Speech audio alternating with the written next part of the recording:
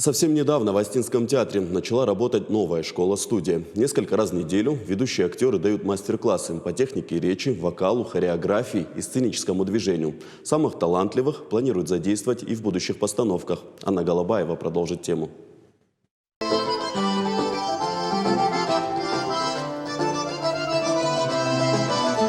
Они только учатся изящно двигаться в такт музыки, чтобы потом на сцене показывать плавные грациозные движения. И пусть пока не все получается, но, как говорят сами педагоги, ребята уже делают успехи.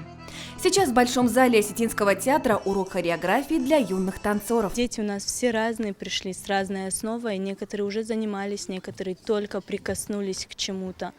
То есть уровни у всех разные.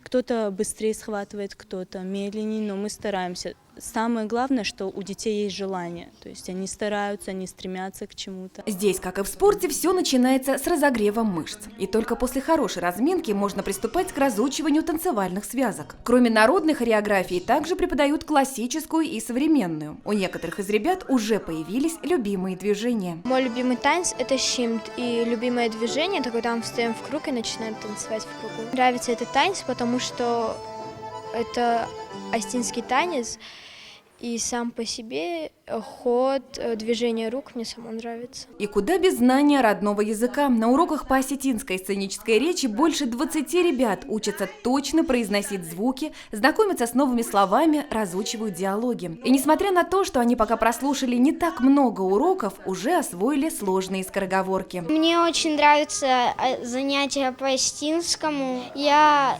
любитель Коста Хитогурова, я люблю его читать стихи. Когда я вырасту, я хочу выступить на сцене Остинского театра. Мне хочется, чтобы все одинаково усвоили, потому что тогда неинтересно.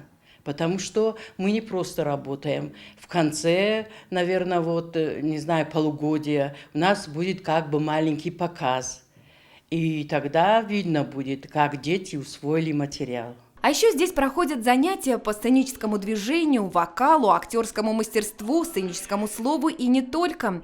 Для ребят подготовили обширную и, самое главное, бесплатную программу. В дальнейшем ученики могут выступить на одной сцене с ведущими актерами Осетинского театра. Анна Голобаева, Диана Кабалоти, Новости Осетии.